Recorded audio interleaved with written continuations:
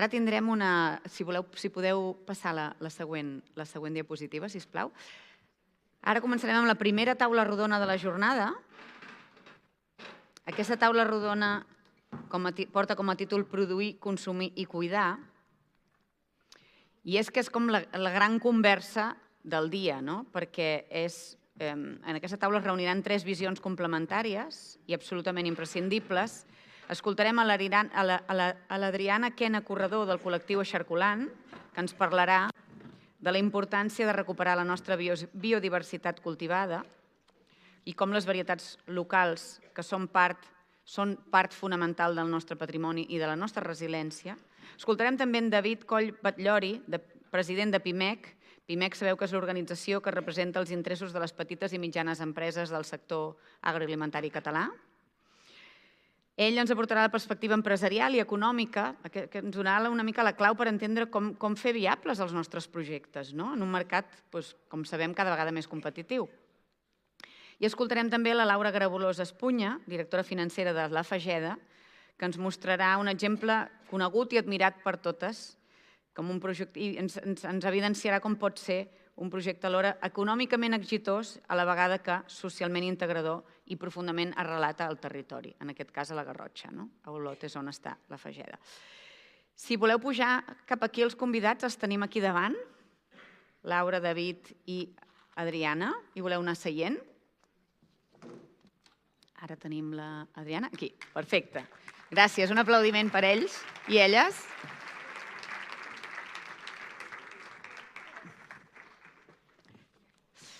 Tots feu coses diferents.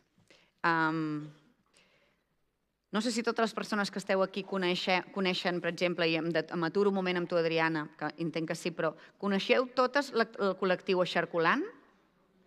No? Val. Doncs, Adriana, vols comentar una mica el que feu, millor? Perquè jo crec que La Fageda la coneixeu tots, PIMEC coneixeu tots l'organització. Si vols, ens detenim un moment per presentar què és el que feu vosaltres, però més esteu immersos ara mateix en un projecte molt interessant que veurà la llum. Bé, la llum ja la té, però el veurem als comerços d'aquí molt pocs mesos. Vols explicar-nos una mica què es dedica a Eixarculant? Esperem que sí. Doncs, Eixarculant, a veure, nosaltres som un col·lectiu, som unes 1.500 persones, la base social, sòcies i socis repartits per tots els territoris de parla catalana, i un equip tècnic, del qual jo formo part, que som unes 20 persones, i tots plegats i plegades el que fem és treballar des de fa 10 anys, més o menys, per la recuperació de les plantes oblidades.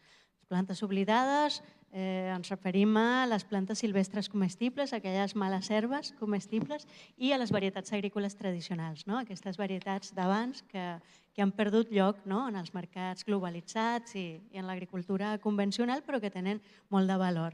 Llavors nosaltres treballem per aquesta recuperació amb un doble propòsit, que és recuperar les plantes oblidades i transformar els sistemes agroalimentaris, perquè pensem que aquestes plantes oblidades són eines clau per transformar aquests sistemes agroalimentaris i perquè, en resum, pensem que sense la transformació del sistema agroalimentari no tindrem paisatges, no tindrem ecosistemes, ni que defensar, ni que gaudir, ni que evitar. Llavors, treballem en diverses línies, fem recerca, recerca i desenvolupament, tant gastronòmica com agronòmica com etnobotànica. Anem a parlar amb les padrines i els padrins, a preguntar què ha passat amb tot aquest coneixement i tot aquest material genètic també, i amb aquest material genètic, o sigui, les llavors, els esqueixos i tal, doncs fem un banc de llavors. I llavors fem aquesta conservació i a la mateixa vegada hem estat treballant al llarg d'aquests anys per entendre una mica com podem transformar aquest sistema de forma tal que aquestes plantes tornin a tenir un lloc a les nostres taules i als nostres mercats. I en aquesta recerca, aquesta búsqueda, hem passat per moltes etapes, hem agafat el forn del poble de Jorba, per exemple, i ens hem adonat de moltes problemàtiques, de molts reptes. Ha sigut una experiència interessant i viable, s'ha de dir, però ens hem adonat que potser un petit comerç ha de gestionar 1.000 proveïdors diferents, 500, depenent de la mida, però que tot això és una complicació administrativa, una complicació logística molt gran que fa que sigui poc eficient. I a la mateixa vegada hem connectat amb moltes entitats, un centenar d'entitats que com nosaltres treballen per aquests temes, per aquests temes i també amb molts productors i productores, no? Un sector primari que està molt cardat i que ho té molt difícil, també tan complicat com el petit comerç, per poder sortir endavant i no haver de plegar 5 anys després de que obres, quan comences una nova iniciativa. Mirant tot això de ser xarculant, ara ens concentrem en el segon propòsit del nostre objectiu, que seria aquest de transformar els sistemes agroalimentaris, i és quan arribem al projecte Singulars, del qual em penso que ja parlarem més endavant. De fet, una pregunta que us vull fer a tots tres, per començar una mica aquesta taula redonda, és quins models de producció, parlant tu ara d'aquest tema, creieu que poden garantir la sobirania alimentària i la sostenibilitat? No sé si voleu començar, qui vulgui. Laura? Sí? Laura i David? Quin model de producció? Doncs un model plenament arrelat al territori, de proximitat. Per explicar una mica la Fageda. La Fageda és un projecte social que l'objectiu és inserir socialment a persones en col·lectiu en risc de la comarca de la Garrotxa, i per fer-ho tenim diferents activitats econòmiques. Probablement la més coneguda és els iogurts, però en tenim moltes altres per precisament poder oferir un ventall de llocs de treball diferents, perquè cada persona, en funció de la seva autonomia o etapa vital, pugui tenir un lloc o altre. Aleshores, des de sempre, des dels inicis, ara ja farà 40 anys, hem estat molt arrelats en el territori, tant amb el sector primari, amb les granges de llet, com també amb proveïdors locals. Molts d'ells treballem des de fa molts i molts anys, i per tant ens ha permès un nivell de confiança, un nivell de traçabilitat, un nivell d'involucració en el projecte que és primordial, i que moltes vegades nosaltres diguem la Fageda, que és una entitat sense ànim de lucre, és una fundació, per tant no té propietaris, és de tothom qui se la vulgui fer seva. Per tant, els proveïdors, els grangers, totes les entitats amb qui treballem, és una petita part del projecte. David, sí, vols? Sí. Hola, primer de tot, moltes gràcies per haver-nos convidat a participar en aquesta taula rodona. Dir que formar part avui d'aquesta taula de les dones del món rural és un goig, és un goig. És un goig perquè ens permet inclús, pels qui no ho sapigueu, PIMEC, comencem a tenir un cert reconeixement a nivell estatal i a nivell de Catalunya. Però heu de pensar que sent el 98% de les empreses del país, representar més del 70% del PIB que es produeix en el país, la realitat és que fins fa 8 anys no comptàvem a l'hora de ser i formar part del diàleg social de Catalunya. I a nivell d'estat, aquest any, fa 3 mesos, han permès que tinguem una cadira per decidir en els convenis col·lectius nacionals. A l'estat espanyol, la botiga de la senyora Maria la negocia el del Corte Inglés, que és la COE. Per tant, una mica és allò de dir, comencem a tenir una certa col·locació en el pont de mando o en el pont de comandament de l'economia real del país, que fins ara estava atado i bien atado. David, de quin nombre d'empreses representeu? A PIMEC representem 150.000 empreses amb més de 300 gremis, que els gremis, ja us ho podeu imaginar, agafen a molta gent.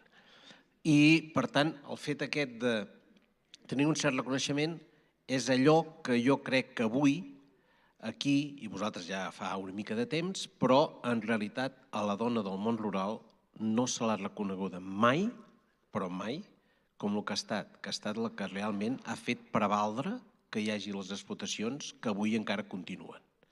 Perquè al llarg del temps i de la història, qui ha mantingut les masies, els terrenys, les explotacions, ha sigut sempre la dona. Perquè els homes anaven a fer altres coses o tirar tiros perquè els hi mandaven o el que fos. Però la qüestió és aquesta. Per tant, aquest és un primer punt que volia agrair-vos, el fet que ens permeteu que com a PIMEC diem que les pimes i els autònoms formem part d'aquest món rural que ens agrada molt i que tenim representació i comencem a poder explicar alguna cosa. I després has fet un comentari de dir com garantim la sobirania alimentària? La de Catalunya difícil, perquè la sobirania alimentària de Catalunya diu que no arribem al 40%. Per tant, és difícil. I decreix, no? I decreix. I decreix. Però decreix perquè ho ha explicat el Marc Castellnou, perquè, per desgràcia, el relleu generacional i l'excés de burocràcia està deixant d'engrescar el nostre jovent i està fent que el relleu generacional sigui més difícil. I, per tant, això és difícil. La segona cosa és, després, i ja en podríem anar parlant, és de quin tipus de produccions podem portar a terme i com s'han de portar a terme. Perquè aquí hi ha moltes dinàmiques, però el que és cert és que al món hi ha canvis profunds. D'aquí al 2050 arribarem al màxim de població, però ara hi ha el que es diu l'hivern demogràfic, que països com Corea del Sud, que tenen 56 milions de persones avui, amb una fecunditat per dona de 0,76, calculen que el 2070 seran 14 milions. És a dir, no van amunt, van avall. Per tant, d'aquí al 2050 sí que creixem en població, a partir del 2050 és possible, si no hi ha canvis en les polítiques de natalitat, que realment el món comenci a tenir una davallada en quant a població. Ara, això no vol dir que no hàgim de treballar eficientment i malbaratant, gairebé es diu que una tercera part dels aliments que produïm. No sé si voleu afegir alguna cosa, Ariana. Bueno, sí, jo crec que, tenim anys reflexionant sobre el problema de la sobirania alimentària a Catalunya i crec que ja existeix com un consens entre totes i tots de quin hauria de ser el model que necessitem per sortir d'aquesta situació i evitar que directament la pagesia deixi d'existir. Entenem que ha de ser un model on la renda agrària pugui dignificar la vida de les persones que treballen en el camp i que, com ens ha explicat el Marc abans, estan realment defensant el territori davant de la pressió climàtica i dels incendis i tantes altres coses. Llavors, aquest model que algunes persones poden anomenar agroecològic, però que en general és simplement un model del qual la gent que viu a la terra i que treballa a la terra pugui viure de la seva feina, bàsicament es construeix, lluitant i disputant una hegemonia que ara mateix té la gran distribució, les grans cadenes que no tenen interès en el que passi en el futur dels territoris específics. Llavors, com ho fem? Com disputem aquesta hegemonia? Com pensem? O sigui, com transformem tot aquest talent i aquesta capacitat que existeix en el territori en una cosa articulada i organitzada que pugui competir i que pugui guanyar? Perquè seria genial dir, no, és que no necessitem guanyar, però és que si no guanyem no podrem existir. O sigui, la nostra existència, l'existència del camp a Catalunya, de la pagesia a Catalunya, passa perquè podem guanyar ni tan sols un 1%, un 5% de la quota de mercat a la gran distribució. Llavors, nosaltres, almenys amb modèstia i des del nostre lloc d'articuladors, de catalitzadors, estem convocant aquesta articulació per poder generar, relocalitzar aquesta cadena de valor aquí al territori i poder organitzar tant productors i productores, elaboradores, elaboradors, encarregar-nos de la distribució, la comercialització i articular també amb el comerç local i els punts de venda una nova forma d'entendre el mercat i jugar amb aquesta quota mínima que volem assolir de forma tal que tota aquesta economia que mou el 5% del mercat agroalimentari a Catalunya, que tota aquesta economia es quedi al territori i que realment pugui transformar les dinàmiques en general que estan definint la vida de les persones al camp. Llavors, per què passa això? Bàsicament per generar més eficiència, o sigui, per resoldre molts problemes que tenim a nivell logístic i a nivell de distribució i comercialització i per organitzar tot aquest esforç dispers, organitzar-ho de forma tal que entre totes puguem construir realment una alternativa que a la mateixa vegada sigui eficient i sigui democràtica. I aquí entrem al que és el projecte Singulars en si, que al final és això el que estàs explicant. Perquè Singulars, explica'ns una mica en quin punt esteu Singulars i cap on aneu durant tot aquest any, fins a arribar, com dèiem, a poder-vos trobar al punt de venda. Doncs sí, mira, la primera part ha sigut aquesta, no? Estem en fase de desenvolupament, ja s'ha acabat, diguéssim, la fase d'ideació o de conceptualització i des d'un grup motor que està format per diferents entitats de l'agroecologia, aquí a Catalunya, com pot ser Ecocentral, que no sé si algunes persones el coneixen, o Fem Cadena, o l'Economat Social, o Horta Pla d'Amunt, o sigui, diferents actors de tota la cadena, des de la baula productiva, a la distribució i a la comercialització, ens hem posat d'acord per començar a desenvolupar aquest projecte. Llavors ja hem desenvolupat uns criteris, hem desenvolupat uns mecanismes que permeten que totes les persones que es vulguin sumar a l'articulació puguin formar part d'una forma amable, és a dir, no volem imposar ritmes impossibles a ningú, no? Volem anar pas a pas i sectorialitzar els esforços entenent que no té res a veure la realitat del sector porcí, per exemple, que el del sector de l'horta. En alguns sectors podem començar des d'un punt d'una producció ecològica certificada, perquè ja tenim prou força i el sector ja està en aquest punt de la realitat, d'aquesta transició que volem acompanyar, però hi ha altres sectors que no estan en aquest punt. Llavors, ens hem d'adaptar a cada sector i com acollir aquest diàleg i tot aquest esforç d'articulació per realment poder sortir ja al mercat i obrir les botigues amigues de singulars i singulars més o menys d'aquí un any. És la projecció que tenim. Llavors, ara mateix estem en el moment de convocar tant els productors i productores com les elaboradores i els elaboradors que se sumin a l'articulació i a la mateixa vegada estem sumant punts de venda. Llavors ja tenim un bon grup de punts de venda que estan disposats a vendre els productes que aquest grup de productors i productores que s'està consolidant ara mateix vendran i nosaltres farem això que es diu com tot el que hi ha al mig de proveir els serveis tant cap a aquesta banda dels productors i les elaboradores i elaboradors com cap als punts de venda. Llavors estem agrupant i bé, generant com la base que donarà vida a aquesta articulació d'aquí un any. Molt bé. Laura, el vostre model de negoci, la Fageda, entroncant amb això, és un exemple també de com cuidar el territori i la seva gent. I jo preguntaria, com es pot replicar o escalar aquest enfoc que teniu vosaltres a altres sectors del món rural que estan aquí representats? És a dir, generar al final projectes d'alt valor afegit que fixin també aquesta població, perquè al final és una altra de les coses que heu aconseguit i tinguin també, molt important, en el vostre cas, un impacte social positiu. Nosaltres no entendríem la Fageda sense la Garrotxa i sense el territori perquè estem allà i al final les necessitats que cobrim són de persones en col·lectiu en risc a la comarca de la Garrotxa. Al final, com es pot escalar el projecte? El projecte en si, hi ha molts exemples de projectes socials que el que pretén és la inserció social de persones en col·lectiu en risc. Segurament la peculiaritat de Fageda és el fet que una de les activitats que té és una fabricació de producte propi i per tant és aquesta, perquè altres projectes n'hi ha diversos.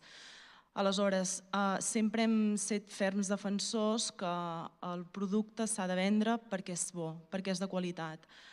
I per tant la qualitat ha estat com un dels pilars que des dels inicis que vam començar a fabricar iogurts ha primat en tot el dia a dia. El producte s'ha de vendre perquè és bo. L'altra cosa és que hem de traslladar al consumidor, que al final és el que decideix què compra, tot el que hi ha darrere, que tot el que hi ha darrere al final és el que hi ha davant, perquè la Fageda no existim per fer iogurts, sinó que és un mitjà per aconseguir el nostre objectiu. Aleshores, el fet que des dels principis les portes han estat obertes, aquestes ganes de transparència, d'explicar a tothom qui vulgui conèixer què és i què fem i per què existim, doncs això també ha fet de poder agafar aquest vincle i confiança amb tots els consumidors i totes les persones que han volgut conèixer. Això és així encara a dia d'avui, vull dir que qualsevol consulta, qualsevol visita, doncs se la té de manera molt bona, no? Perquè pensem que és l'única manera de que la gent conegui el que es fa. David, i quins són els principals obstacles que us trobeu vosaltres, les pimes agroalimentàries, a l'hora de produir de manera sostenible i rentable a Catalunya? Què és el que us trobeu? Quina és la realitat que us trobeu? Jo crec que les pimes i els autònoms ens trobem els mateixos problemes que ens trobem tots els que estem aquí, perquè tots ho som. Bàsicament diria que avui, a l'hora de produir, tenim uns 4 factors. Un és el factor ambiental, canvi climàtic. És a dir, el canvi climàtic està condicionant moltes coses. Jo soc de l'Alt Empordà, de Garriguella, doncs nosaltres collim raïms. Aquest any hem començat, l'última setmana d'agost, a collir raïms. Abans començàvem sobre la Mercè, aproximadament. És a dir, pràcticament un mes abans. Això representa que les varietats que hem anat introduint, moltes d'elles provinents de França, estan fent uns vins diferents. Clar, doncs jo ara parlo d'això com una cosa que a mi m'afecta personalment amb el tema del vi, però això afecta a tothom. Amb el tema del bestiar és el mateix, és a dir, les calors que fa i aquestes qüestions. El conseller ens deia abans la dermatosis, que és una malaltia tropical que ens ha arribat. És a dir, els factors ambientals, ara ho hem vist, sequeres permanents durant 3 o 4 anys, problemes que després tenim uns plans de sequera que no s'adeqüen a les necessitats que tenen els pagesos, però som els primers de rebre quan som pagès, i després tenim el factor d'inundacions, que ara, malauradament, ha afectat a molta gent de la Baix-Ebre Montsià. Després hi ha un factor que és el geopolític. És a dir, va venir la guerra d'Ucraïna i què ens vam trobar? Que els pinsos van passar de 25 euros al quilo, el d'engreix de porcs, per dir alguna cosa, a 45. Clar, això fa que el cost d'aquell producte s'encareixi pràcticament el doble. Després ens afecta qüestions com les de l'amic Trump, que ara diu, ara aranzels, doncs au, ara aranzels, però és que els aranzels han vingut acompanyat d'una política econòmica que vol dir que haig de fer el dòlar més feble, amb la qual avui un producte que estàvem col·locant les empreses agroalimentàries d'aquí a Estats Units, per exemple, a $1, avui estem a 1,30 per la devaluació de la moneda i per l'aranzel del 15%. Però és que ara venen els xinesos i diuen que com que amb els cotxes no ens hem posat prou d'acord, doncs apliquem en el sector porcí, en aquest cas, un aranzel del 16% i encara hem sortit ben parats, perquè resulta que el Sánchez és amic d'en Xi. Però la realitat és que els danesos tenen un aranzel del 62%, amb la qual cosa això està perjudicant molt les exportacions de carn. Què fa? Que es quedi més carn en el mercat nostre i, per tant, vol dir que després aquí haurien de baixar els preus de la carn. Per tant, això són factors que incideixen en la producció, perquè si tu no et guanyes la vida, què fas? Redueixes les produccions. Hi ha un altre factor que aquest ens ajuda, que és el tecnològic. Estan millorant moltes coses des del punt de vista tecnològic, ja sigui amb genètica, amb el sistema CRISPR, amb tot el que és l'edició aquesta de genètica, està fent que tinguem varietats i plantes que es poden anar adequant a les diferents circumstàncies que anem tenint. Hi ha tot el sistema de la bioeconomia o l'economia circular, que després hi podem posar a tema, que és el biorefineries, que és tractament de dejeccions ramaderes per produir adobs. Mireu, us explicaré una anècdota. Europa pren la decisió de que s'ha de bloquejar Rússia i no importar més productes fòssils o així. El 75% del nitrogen amb què s'adoba o es fertilitza tot el que és Espanya o la Unió Europea és procedent de Rússia. Però les dejeccions ramaderes no es poden aplicar en els terrenys a partir d'un cert límit, encara que els hagis desnaturalitzat i els hagis tret la matèria orgànica. És a dir, és un contrasentit. Hem d'importar de Rússia fertilitzants nitrogenats pels pagesos perquè aquí no els deixen aplicar tot el que podrien de les seves dejeccions ramaderes. I després hi ha un altre apartat que ja és més el social, però aquest ja hi irem entrant, perquè si no m'allargo.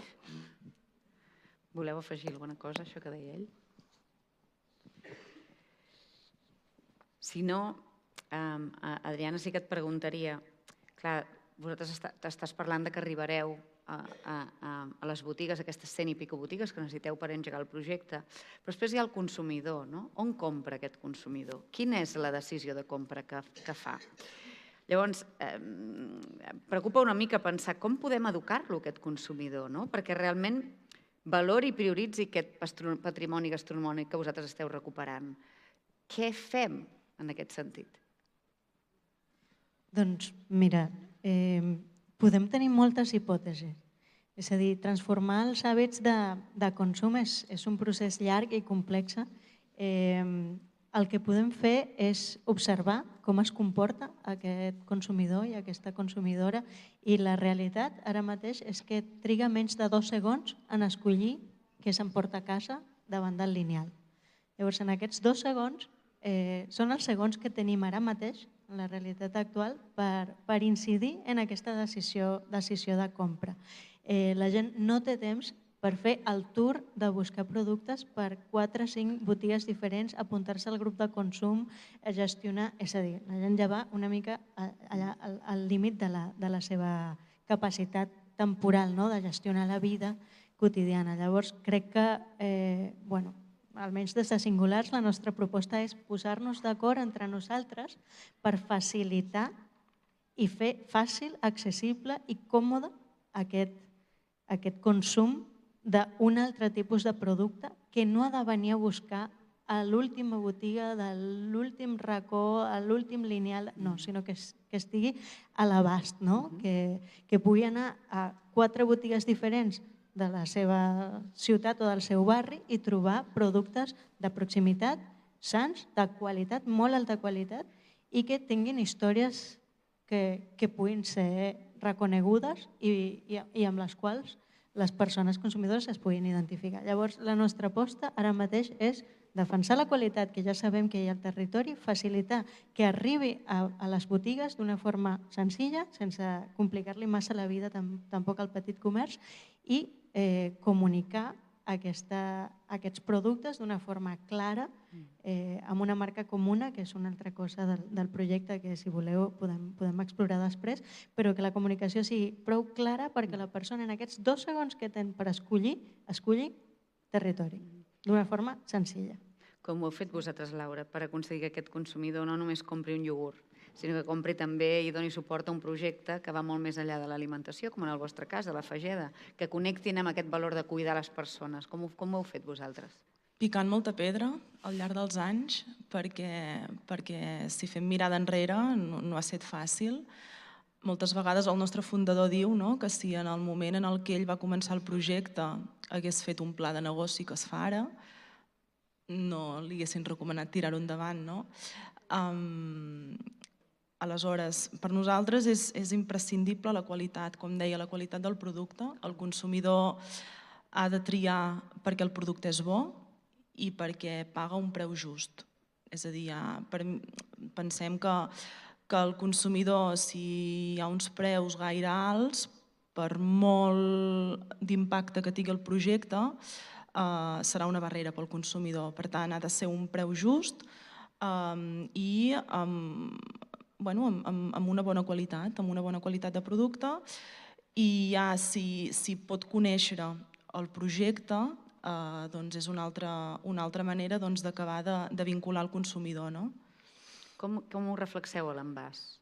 Anant a alguna cosa molt concret, No sé si això ha canviat al llarg del temps. Sí, nosaltres des del 95 que vam començar amb la fabricació de iogurts, mai en l'argumentari de venda s'explicava el projecte social, ja sigui a nivell de grans centrals de compra d'hospitals o bé a la distribució.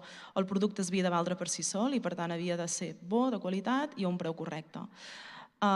Sí que és cert que al llarg dels anys, i sobretot deu fer ara 3 anys, ens vam adonar que cada vegada el consumidor és més sensible i més sensible a conèixer més enllà del projecte, i que ens trobàvem també que moltes empreses, ja no projectes socials, però moltes empreses a vegades repensen i estudien i quin és el seu propòsit, nosaltres, que ho tenim molt clar i que és bàsicament l'únic que tenim clar, que és perquè existim, no ho explicàvem. Llavors això també ens va fer adonar que probablement havíem de ser més proactius en comunicar el projecte social de manera molt discreta i humil, com s'ha fet sempre, i des de fa 3 anys que sí que en el rere del pack de iogurts s'explica el que és la Fageda, l'extraordinària diferència del projecte i per tant quina és la seva raó d'existir. Però durant molts anys es havia de vendre perquè era bo i perquè era de qualitat. I això ha incrementat la demanda, i no només la demanda, sinó ha incrementat també les vendes d'aquest producte? Teniu estudiat? Nosaltres sempre direm que, i és així, que no creixerem més enllà del que el projecte social ens demandi. Nosaltres no primem el volum, sinó la qualitat, i per tant és imprescindible que si hi ha un increment de facturació o un increment de producció vagi lligat a l'impacte que té. Per tant, sí que és cert que des que segurament en el pack del projecte s'explica una mica més, doncs hi ha moltes persones que no coneixien la Fageda realment què és, ho coneixien com un iogurt, però no coneixien tot el que hi ha darrere. Llavors, això ha fet també que hi hagi més consciència del projecte. Nosaltres, potser en parlarem després del càlcul d'impacte. Sí, com vulguis. Jo estava pensant en aquest exemple, en un exemple concret que ens explicaves l'altre dia, que és el de les marmelades. La Fageda tenen també una línia de marmelades que us anava molt bé i havíeu d'ampliar producció, no? I què vau fer? Sí, parlem dels iogurts, però hi ha una secció de melmelades, hi ha una granja, hi ha un servei de visites, hi ha un servei de cuina intern, hi ha un servei de transport, hi ha residències, hi ha centre de dia, vull dir que hi ha tot un ventall precisament per poder cobrir les necessitats holístiques que té cada una de les persones del projecte. Aleshores ens trobàvem que la secció de melmelades, que és una secció imprescindible a la Fageda perquè és on hi tenim els llocs de treball per persones amb menys autonomia, és a dir, persones que necessiten més acompanyament perquè al final són unes cassoles, 32 cassoles que s'ha de pelar la fruita, s'ha de tallar, s'ha de coure, s'ha de remenar amb el sucre i s'ha d'envasar. Per tant, és un ritme molt més lent i molt més adaptat que no la fàbrica de iogurts o la secció de jardineria o algunes altres que tenim al projecte. Aleshores ens trobàvem que el volum ens anava augmentant i que havíem d'augmentar la capacitat de fàbrica. Aquesta casuística que ens vam trobar, probablement amb una empresa mercantil a l'USO, haguessin comprat una Thermomix enorme, una marmita, per poder automatitzar tots els processos industrials. A la Fageda el que vam decidir va ser doblar les cassoles, vull dir que perquè precisament si fèiem una marmita destruïem llocs de treball i ens anàvem en contra de la nostra missió social. Per tant, el que vam fer va ser doblar les cassoles, generar 20 llocs de treball més i d'aquesta manera poder donar resposta a l'increment que estàvem tinguent. Aquest és l'exemple que visualitza una mica el rerefons de les decisions que es prenen en el projecte i que per davant de tot prima l'impacte social i la generació de llocs de treball que no el créixer per créixer. David, això potser entronca amb aquesta última pota social que no ens has acabat d'explicar abans. Sí. No? Sí, perquè després hem de fer una anàlisi. Què ha passat a Catalunya els darrers 40 anys? Doncs que hem envellit 10 anys. La població mitja de Catalunya, malgrat que hem passat a gairebé 8.100.000 persones, dels 5 milions i alguna cosa que hi havia l'any 81, l'envelliment ha crescut pràcticament 10 anys de promig. Això és un factor. Més gent, 20 milions de turistes que ens visiten i que, per tant, i a més, com deia la doctora Magda Carles, veiem circular els globus perquè la gent cuina menys i tot el dia veus globus amunt i avall. Amb la qual cosa, què vol dir? Que hi ha modes. El consumidor ens ha canviat i això n'hem de ser conscients. Per tant, quin tipus de producte oferim? Hi ha d'haver-hi de tot, perquè hi ha un problema que és el greu i que és el social en el que volia anar. És a dir, a Catalunya i a Espanya en general, el nostre problema és que tenim sous baixos. quan la renda familiar disponible per càpita l'any 2023, dades oficials, són 19.800 euros, 20.000 euros, realment un cop has tret els lloguers o les hipoteques, la llum, l'aigua, el gas, per alimentar-nos bé i de qualitat, ho tenim cada vegada més difícil. Això no vol dir que no hi hagi una franja de la societat que estigui bé i que tingui un nivell, però el promig són 20.000 euros. És que, esclar, és que això fa complicat que es pugui donar valor com s'hauria de donar a molts productes, perquè l'alimentació, com dèiem, gairebé hauria de ser un dret bàsic, però és que és difícil garantir-lo. I quan tenim un llindar de pobresa, segons les dades de la pròpia Generalitat, al voltant del 23% a Catalunya, et poses les mans al cap i dius, bueno, i ara això com ho alimentem? I hem de ser conscients d'una cosa. Xina vol productes europeus, perquè estan cansats. Aquest dia m'explicaven que un xino bull 5 vegades l'arròs, el que consumeix del seu país. Això la Magda Carles no hi estaria d'acord, bullir tantes vegades un aliment. Per problemes de residus i contaminants. Imagina't, clar. I volen comprar productes europeus per la garantia de seguretat alimentària que des d'aquí se'ls dona. Per tant, hem de conèixer... Per aquí estan dient, i aquí ens envien tots els productes de Xina, no? Del Marroc. Veus? Bona aportació. Sí, és una veritat. I a més ho fan empreses que són d'aquí moltes vegades. Així és de clar. I que es fan passar per empreses de consum local, estèticament parlant. També. Per tant, és que, a veure, tenim modes, tenim immediateses, perquè ara tot ha de ser ràpid, tota la reunió d'avui, si cap amb un tuit de 130 d'allò, ja està tot fet. És a dir, tenim canvis socials i això, en el fons, el que fa és que hàgim de pensar una mica com hem de treballar a futur.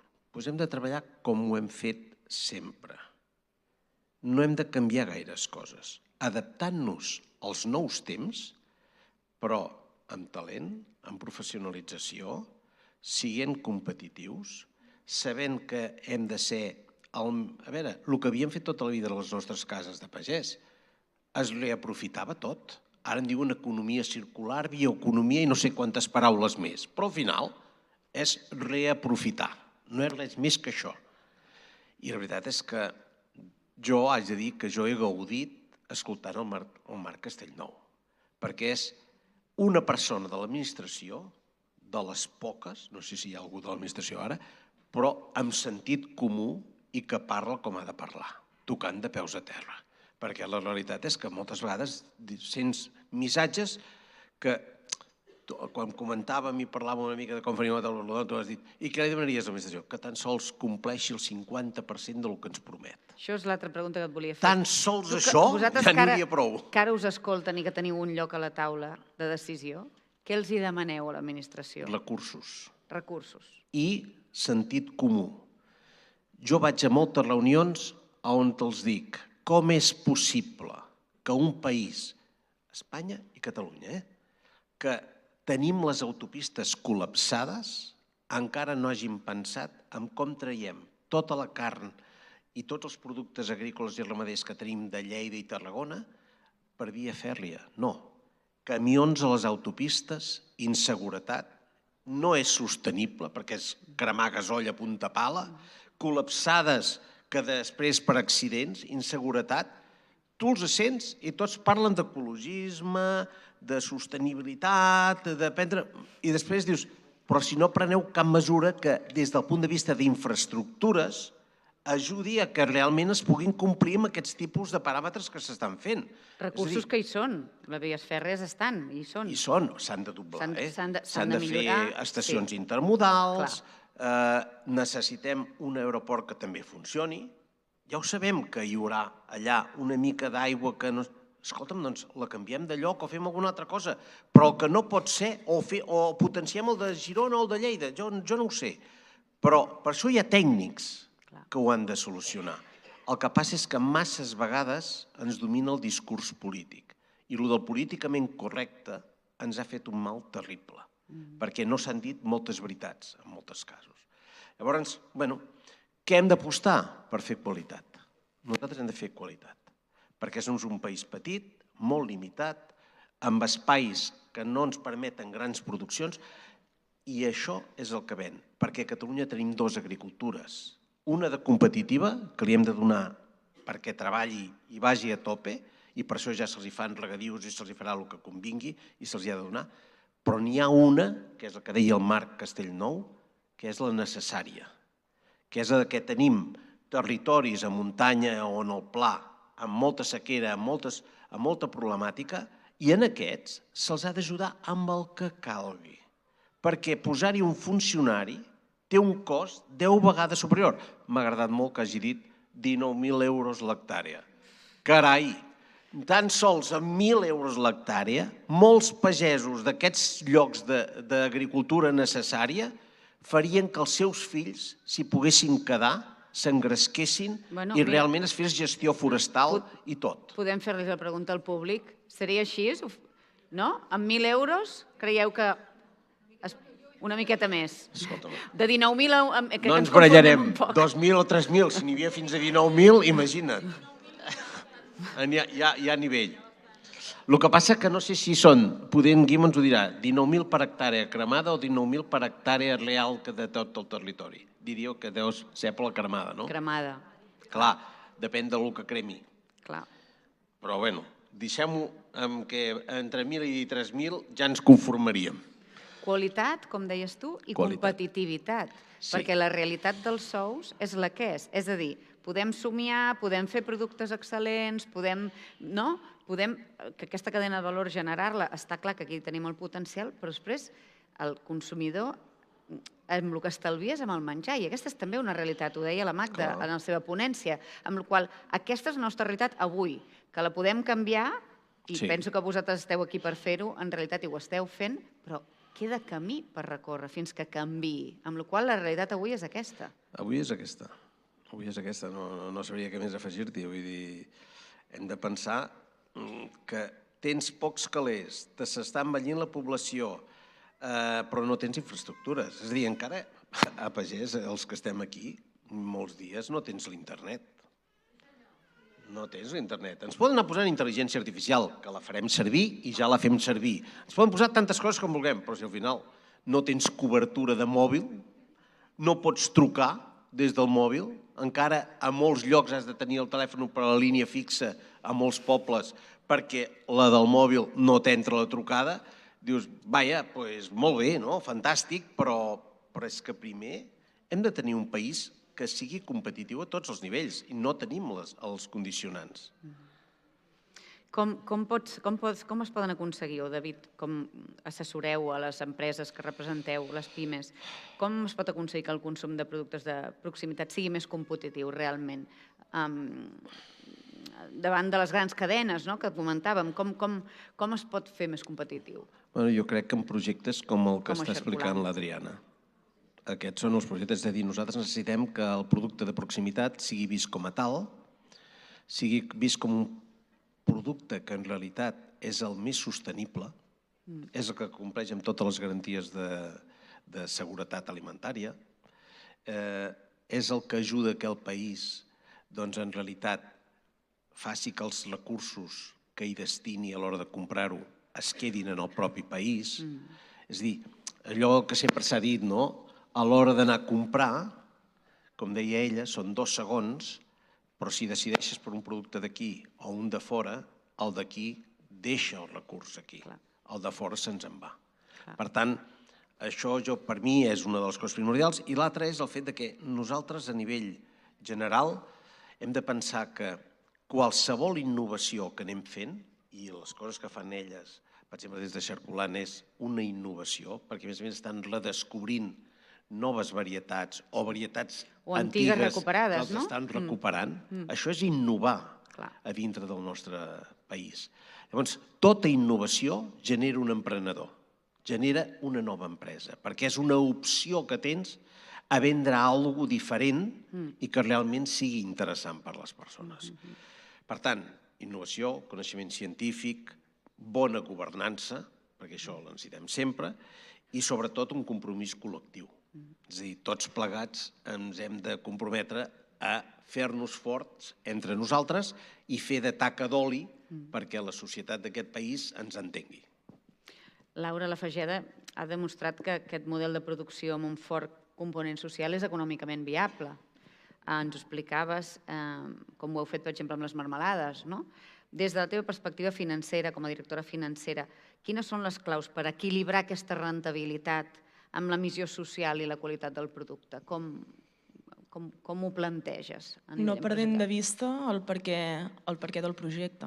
Vull dir, el projecte no existeix ni per fer ric un accionista, perquè no hi és, ni per tenir un resultat X, perquè no és l'important, sinó que existeix per generar els llocs de treball i per la inserció social. Ara bé, això no ha de ser contradictori amb la viabilitat econòmica, que és imprescindible, perquè una cosa sense l'altra no funciona. Aleshores, recordant-ho molt clar i tinguent aquesta mirada en qualsevol presa de decisions del dia a dia, intentant ponderar aquesta balança, no sempre és fàcil, però intentant ponderar-la i fent que una cosa impliqui l'altra. Parlaves de la cobertura de telèfon. Fins fa un any a Santa Pau no teníem cobertura, vull dir que vam estar patint molt de temps pel tema de cobertura telefònica i ara ja n'hi ha, però vull dir que també ens ha costat. En aquest sentit, s'ha mercantilitzat l'alimentació al nostre país? I arreu? Sí. Clar. Sí. Són les lleis econòmiques en aquest sentit? Sí. Sí, evidentment, imagina't, és una mercancia, l'alimentació, però a la mateixa vegada és un dret. Llavors, com ho podem fer entre totes per reequilibrar això? Bàsicament hem de mirar això amb realisme, però també amb valentia, oi? És dir, què volem, què necessitem com a societat i a partir del que tenim ara, què nova cosa podem proposar. Llavors, nosaltres el que proposem és aprofitar tota aquesta economia que ja existeix aquí, que tenim a Catalunya, que és l'economia que generem nosaltres cada cop que anem a comprar algun producte al supermercat o que generem nosaltres quan produïm un producte, o sigui, tota aquesta economia que ja circula, llavors com la podem reordenar, com subordinem aquesta economia a objectius socials, com fan els companys de la Fageda, oi? Com li donem a tot el mercat una configuració que sigui més cívica, que sigui més ètica, que sigui més social, amb una visió realista, però també de canvi i amb una ambició de viure millor i que les persones que realment li donen un sentit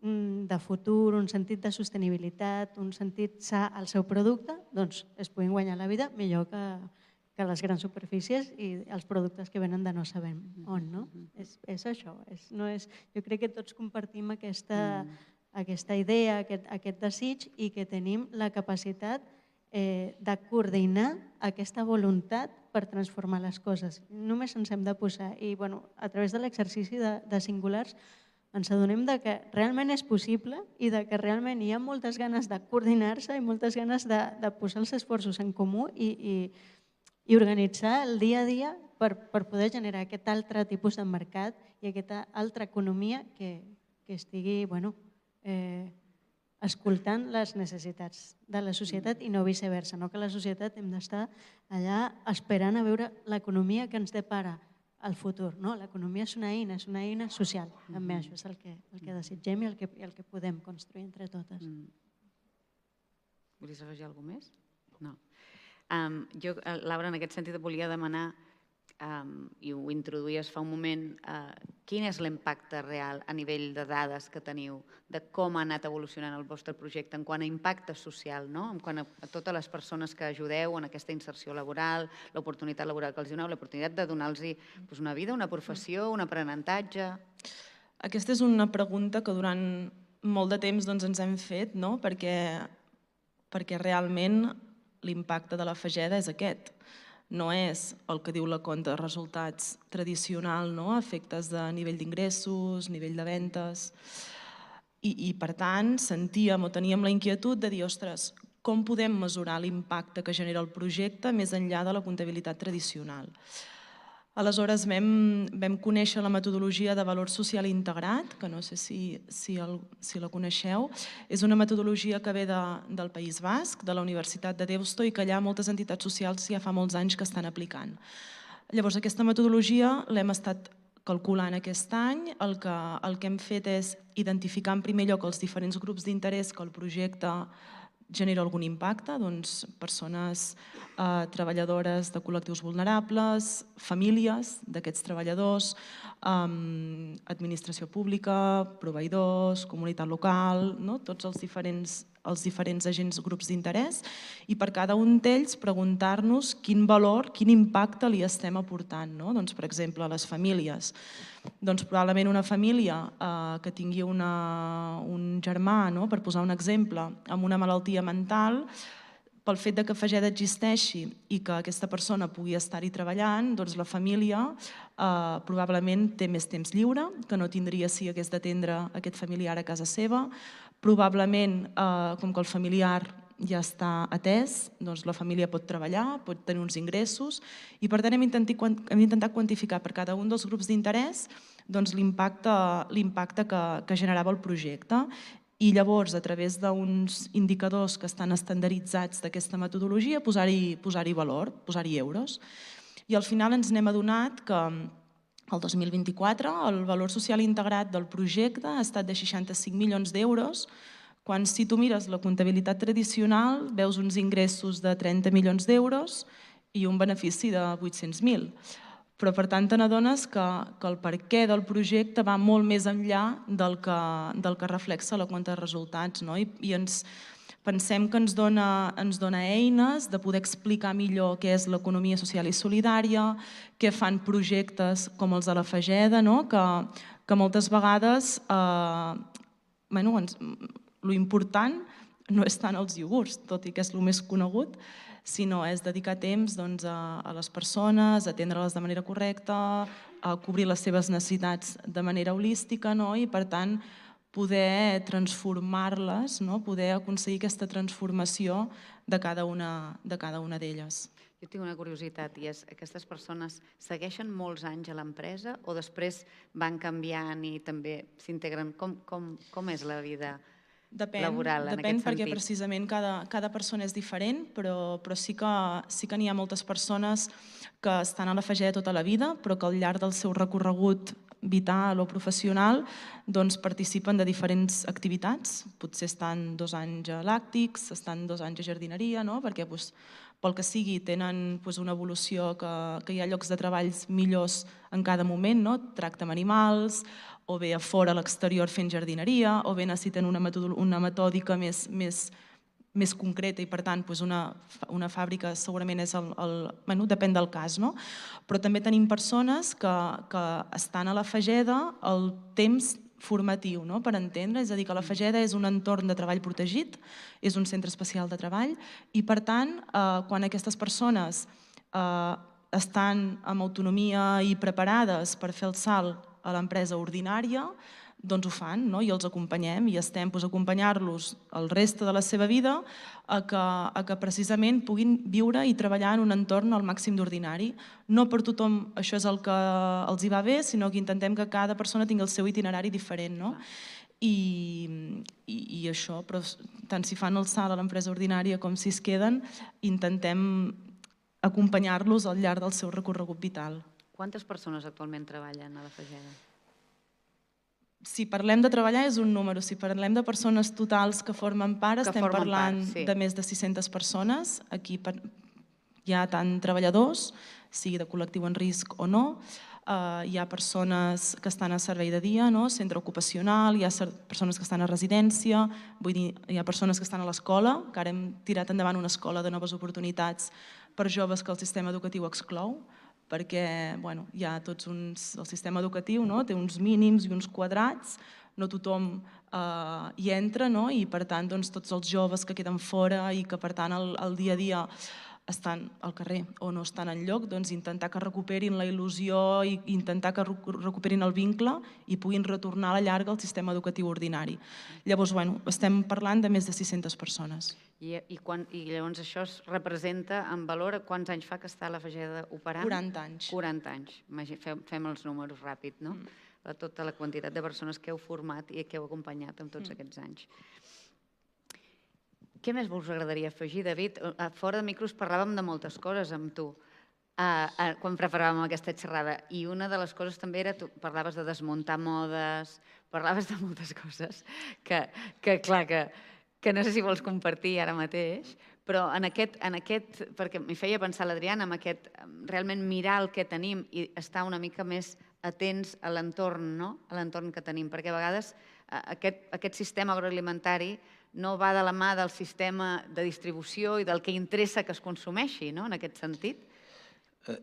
Jo interessar el que consumeix, no ho sé, perquè suposo que si miréssim personalment cadascú seguiríem els consells de la doctora Magda Carles i probablement no tothom ho fa, no?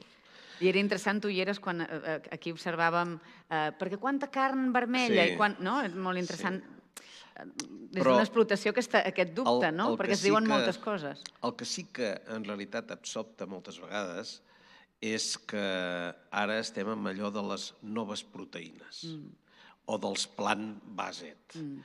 Clar, totes aquestes qüestions, quan parles després amb gent una mica entenimentada, dic jo, et diuen, home, clar, quan consumeixes un producte que vol ser una hamburguesa i li diuen hamburguesa, però que en realitat és l'ultraprocessat de 40 productes més, perquè al final hi afegeixis un additiu que et doni el gust de la carn, doncs, home, no sé a què treu cap, això. I com a base té un transgènic, llavors, per començar. Massa sentit no té.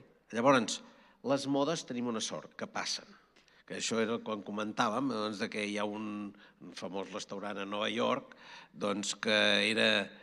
Primer, tenia molt d'èxit, quan va tenir una estrella es va passar i va fer només vegà, restaurant vegà, i ara, quan ha vist que els congressos que li anaven i li emplenaven i tot això ja no hi van, perquè lògicament si hi ha 100 persones que van a sopar, un dia et farà gràcia només vegà. Però si has d'anar-hi un parell o tres de cops cada any, doncs al final dius, escolta, tu, anem a menjar en un altre lloc. Per què? Perquè de 100 persones n'hi haurà unes quantes que només menjar vegà no els hi ve de gust. Què ha fet aquest restaurador? Ha dit, bueno, doncs ara torno a obrir la meva carta a que sigui tots els productes. Per tant, les modes passen, però les coses bones i fetes amb varietat, com deia la doctora, i amb la quantitat adequada, doncs això és el que s'imposa. El sentit comú al final s'imposa. I, com deia el Marc, hi ha una qüestió que hem oblidat molt i ara comencen els polítics a donar-se en compte. És a dir, la von der Leyen es va adonar que hi havia un problema amb els llops quan li van atacar els seus 2 cavalls que tenia, no sé, a Renània, no sé on té d'allò d'allà d'Alemanya. I va dir, hosti, tu, potser hem posat una protecció del llop que no toca, perquè, clar, ara resulta que estan venent a casa meva. Clar, això el que vol dir és que hem d'anar amb molt de compte a l'hora de fer les variacions que estem fent, a dintre d'introduir nous tipus d'animals. I si es fa, que no hi hem d'estar-hi en contra, perquè la variabilitat, i segurament hi era el llop en el seu moment, però que sí que s'ha de fer és amb els mecanismes adequats perquè qui en surti perjudicat, que sempre és el mateix, és el ramader que està allà a la muntanya, el que ha de fer és, se li ha matat un llop, doncs, escolta'm, de seguida indemnització. El mateix que amb l'os. L'os està sent un problema. Però és que els cabirols, les daines i els cérvols són un altre problema. I si després entrem amb el senglar, ja el no va més. És a dir, el 90% dels accidents que hi ha a les carreteres de la Catalunya rural venen provocats per senglars o cabirols. Doncs alguna cosa haurem de començar a fer amb la fauna salvatge. Igual que amb tot el que són les espècies invasores. I espècies invasores va des del microbi el que en diríem l'epidòpter de turno, el mosquit de turno, passant per el cranc o passant pel cargol poma. És a dir, tenim una quantitat de... La cotorra aquesta argentina famosa verda, aquesta és terrible, fins que faci mal, perquè fan nius que pesen de 200 a 400 quilos i que estan tombant pals de fusta dels que hi ha electrificació. Comença a haver-hi un problema terrible. Els ajuntaments no havien destinat mai partides a gestionar el que és les espècies invasores. I ara han de començar a destinar-hi, però no pocs, milions, perquè no es pot controlar i ho han d'intentar controlar. Per tant, aquest no pots dir que vas en contra d'això o d'allò, ha de tornar al sentit comú de dir, home, enseny i siguem rigorosos. Si hi havia 100 cotorles no fan mal, però si n'hi ha 100.000, sí. I llavors, aquí és quan hem d'actuar, no? És a dir, jo crec que el que ens ha dit el Marc a mi m'ha tocat, perquè dius, és un goig sentir una persona que parla amb sentit comú, que és tan poc, que se sent tan poques vegades, i des d'un lloc com ell està de l'administració, on ens ha deixat anar un detall, diu, fins el ministre Planas se n'ha donat compte que realment ha de fer alguna cosa. Bé, però se n'ha donat compte perquè hi ha hagut algú, com segurament en Marc, que li ha dit, diu, però que no ho estàs veient, que això està passant perquè no heu pres mesures fins ara. Però, esclar, la sort és tenir Marc que ha pogut accedir a estar sentat en una taula de reunions i poder-li explicar. I això és el que des de PIMEC, i permeteu-me que faci aquesta mica de speech, estem intentant, és a dir, anar a llocs on mai havien sentit parlar de pimes. Perquè, com diu el nostre president en Cañete, ell sempre diu, és que no som petits empresaris, som grans empresaris d'empreses petites. I el que volem és que la gent, quan legisla, pensi primer en petit. Ja ho farem créixer.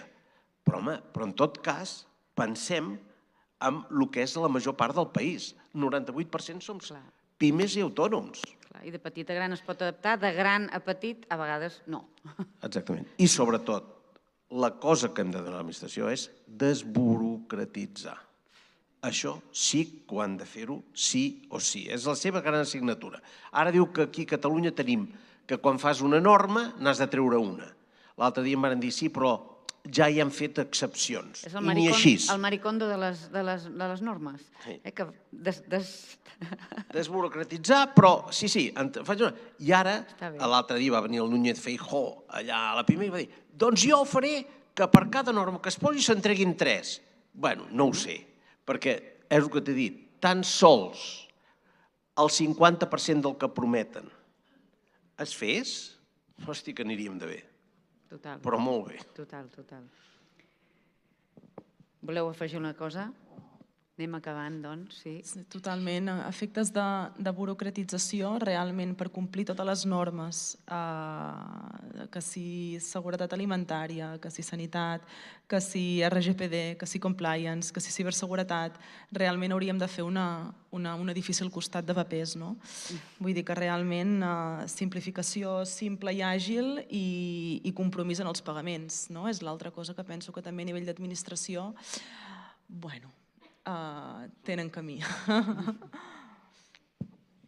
Sí, jo diria que si no és difícil perquè, clar, totes volem que el menjar sigui molt segur, que no hi hagi malalties, que tothom estigui ben registrat i regulat, però clar, és molt difícil, sobretot quan tens una empresa petita, quan tens una explotació petita i has d'omplir no sé quanta paperassa i no tens temps i no arribes.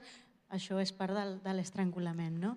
Però, bueno, igual, o sigui, hem d'intentar que la cosa se simplifiqui, però també, bueno, coordinar-nos per poder, junts, fer un procés entre 300 i no fer 300 processos cadascú. Llavors, a veure també com ens en sortim des de la creativitat de les persones i de les petites empreses, de la petita i la mitjana pagesia, a través de projectes com els que proposem per simplificar les coses i a la mateixa vegada anar fent aquesta demanda i aquesta pressió amb les institucions públiques perquè tampoc ens ho compliquin encara més.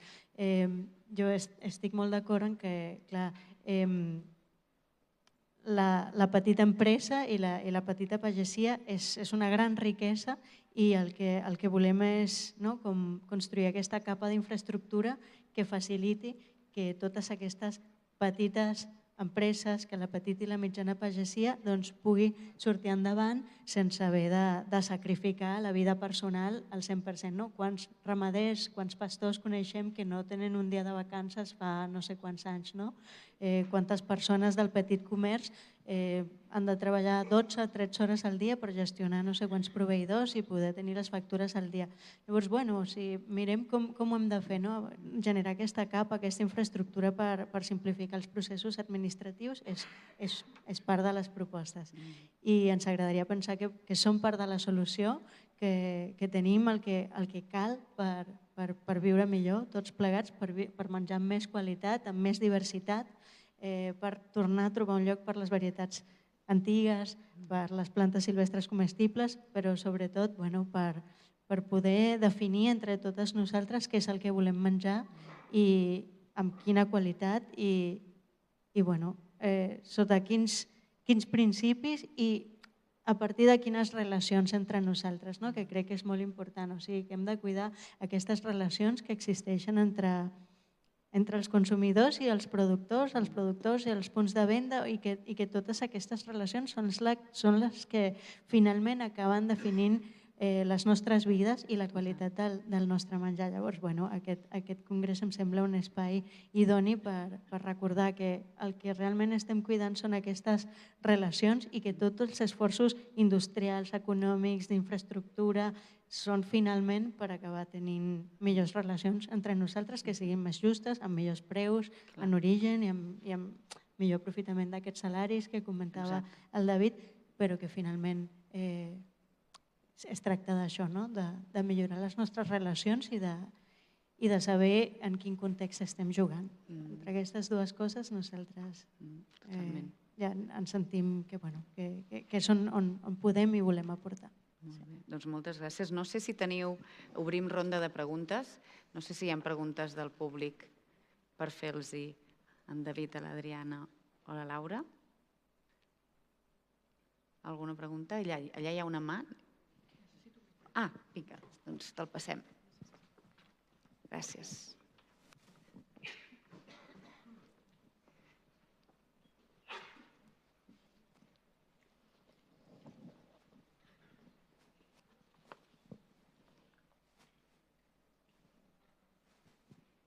Hola, gràcies per tot el que esteu dient i per totes les ponències. Tot això que dieu és molt interessant. Tots els que som aquí i les que som aquí ho tenim claríssim, el sector rural ho té claríssim. La meva pregunta és una mica relacionada amb vosaltres i amb les altres ponències. Com hem d'implicar la gent jove, gent d'altres franges d'edat, d'altres sectors, perquè tinguin clar que és important la proximitat del producte? Com ho hem de fer per connectar més aquest món rural amb el món urbà? Veiem que hi ha aquestes diferències, sabem que hem de comunicar el que passa, que hi ha d'haver un canvi, però com creieu que hem de fer això? Anant a les escoles, incidir més amb les xarxes, vull dir, és un factor molt important, però que anem una mica peixos i hem d'incidir, i crec que hi hauríem d'incidir ja. Com ho podem fer de manera individual o de manera col·lectiva? Merci. Aquesta és una de les grans preguntes que té tothom. Sí, és aquesta. Com arribo al consumidor final i en aquests moments en aquell que va dels 15 als 30-35 anys. Realment és xarxes i sobretot influencers. Em sap greu dir-ho, perquè veure gent que de formació moltes vegades dius no sé quina té, però que estan guanyant molts diners, però és que estan arribant a la gent jove, per no sé si és per sort o per desgràcia, però vull dir, aquesta és la realitat. És a dir, avui la gent jove no s'informa per la televisió, no s'informa per les ràdios, hi ha alguns podcasts d'aquests que mig funcionen, però sobretot el que funciona és via xarxes i influencers. I això suposo que és una guerra que tenim totes les empreses. Totes les empreses estem intentant a veure com puc arribar més en el meu consumidor final. A part de que esperem que la intel·ligència artificial ens ajudi, però clar, jo sempre dic, si la intel·ligència artificial m'ajuda a mi i us ajuda a tots vosaltres, i ens ajuda més o menys de la mateixa forma, al final farem tots el mateix. Però la intel·ligència artificial al planeta no ajuda, perquè es consumeix milions de litres d'aigua per cada consulta, amb la qual això segur que no ens ajuda. Per un tubo. I energia per un tubo. És a dir, no és sostenible. És sostenible. La intel·ligència artificial avui, tal qual està treballant, no és sostenible. Però és el que tenim per davant. Fixeu-vos on s'estan posant els centres de dades. A l'Aragó. Per què? Perquè és allà on hi ha més energia eòlica muntada i de sol. Què estan fent les grans empreses? Estan dient que munten les seves centres de bases de dades a la zona de l'Aragó, perquè tenen l'energia, i suposo que l'Ebre i algun altre riu, perquè els hi vagi refredant la quantitat d'escalfor que produeixen. Per tant, la pregunta és de clau, allò que diuen, punt clau. Com arribem? Una és agafant per allà on s'informen ara. Aquesta és una. A veure, no tothom s'informa de la mateixa manera, ni entre els joves tampoc. Per tant, hi ha diversitat, com en tot. Però hi ha una part de la societat que és així. I després, l'altre és que jo, i ara és personal, jo crec que fent les coses bé, allò que diuen, fer la feina ben feta té futur, que deien abans, que ara no sé si es pot dir això, però per mi continua sent vàlid. És a dir, si tu ho fas bé, al final hi ha un grup de gent que valora allò que tu estàs fent i vas guanyant nichos de mercat. Evidentment, a grans consumidors, els que estem aquí, difícilment hi accedirem a grans consums. Per què? Perquè tampoc tenim grans produccions. Per tant, hem de buscar els nostres nichos de mercat. I el que deia l'Adriana i el que diu la Laura, no? És a dir, nosaltres, a part, hem de fer també una funció social i una funció de coherència de país, de manteniment de tradicions, d'identitat. Tot això només ho generem produint productes de proximitat amb els que hi creiem i que els fem ben fets. Accedir a grans muntatges és difícil. I després tenim el problema del relleu generacional. Que el relleu generacional, jo sempre dic, l'administració no ens ajuda. És a dir, l'administració avui és un fre per tots els joves. Tu parles amb els joves i diuen, jo, com em tornin a demanar més papers, m'ho trec tot de sobre i s'ha acabat. Així. Llavors, quan el problema és papers, dius, home, alguna cosa està fallant a nivell de la Unió Europea, no? Per tant, hem de trencar aquesta dinàmica en l'administració. No ens poden empaperar permanentment. És a dir, tants papers que ens fan fer i després, perdoneu, i poder no és correcte, però la dgaia es fon 169 milions d'euros i no s'han de tornar. Que jo no dic que els haguessin de tornar, però com pot ser que amb tants controls com hi hagin volatilitzin o es paguin a qui no toca 169 milions d'euros? Són molts milions, que ara hi ha hagut les emergències aquí baix a l'Ebre i diu el president 10 més 50 préstec. Però n'han marxat 169 de forma descontrolada. Només un exemple que sabem. Clar, per mi això és el que no pot ser. És a dir, més administració, més control i resulta que sembla descontrol, pas control. Llavors, no pot ser que per papers estiguin fent que la nostra jovent no s'engresqui a continuar. Això no ens ho podem permetre. I a cada polític que trobem li hem de menjar el cervell de dir no podeu continuar per aquesta línia, perquè us quedareu sense ningú al territori. I després, ni prevenció d'incendis, ni mosaics, ni res de res. Per tant, d'alguna manera hem d'actuar tots dintre de les nostres possibilitats apretant l'administració en aquest sentit. I no et sé donar cap més resposta màgica. Gràcies, David. Em sembla que l'Adriana...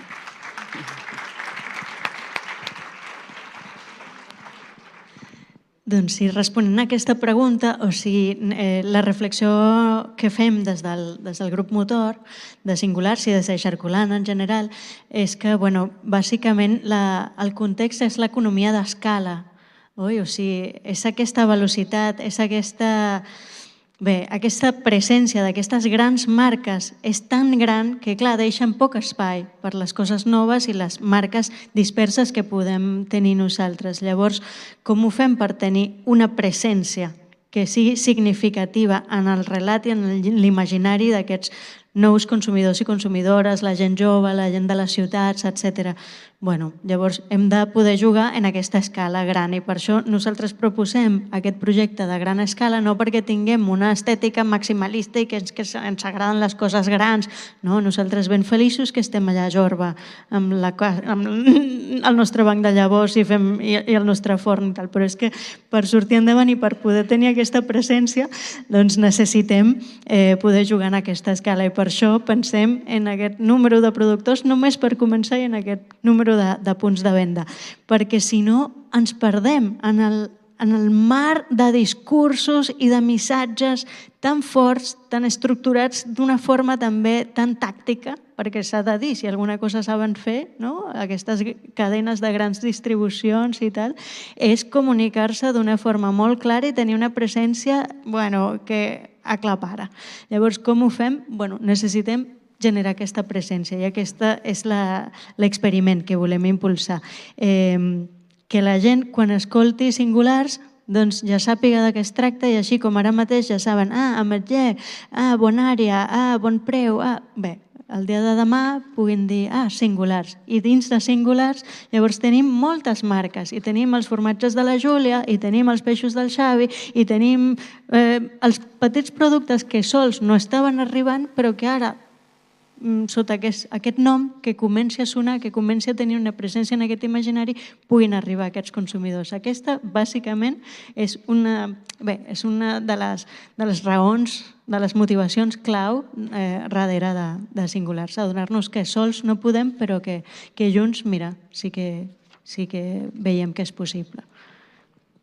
Teniu alguna pregunta més? Hola. Aquí hi havia una pregunta, sí.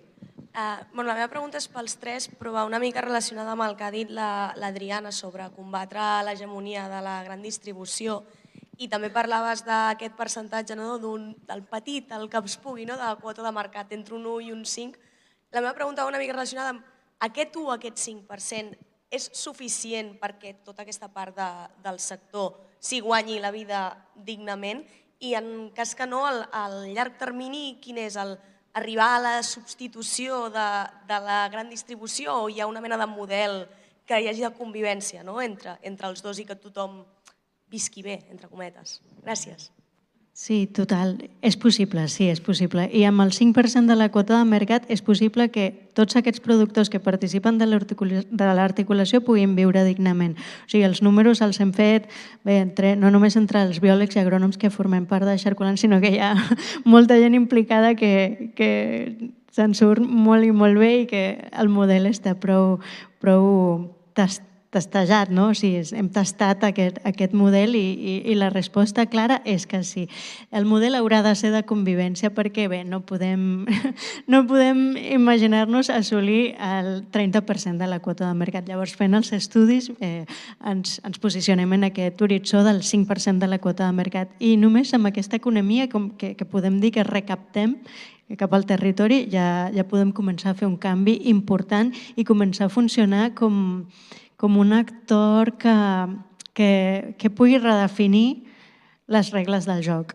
I és allà on volem arribar, perquè podem conviure, però no podem ser tan petits que no tinguem prou força per dir el que ens sembla acceptable i el que ens sembla inacceptable. Necessitem poder tenir un lloc a la taula des d'on poder dir no, és que fins aquí arribem i la qualitat mínima és aquesta.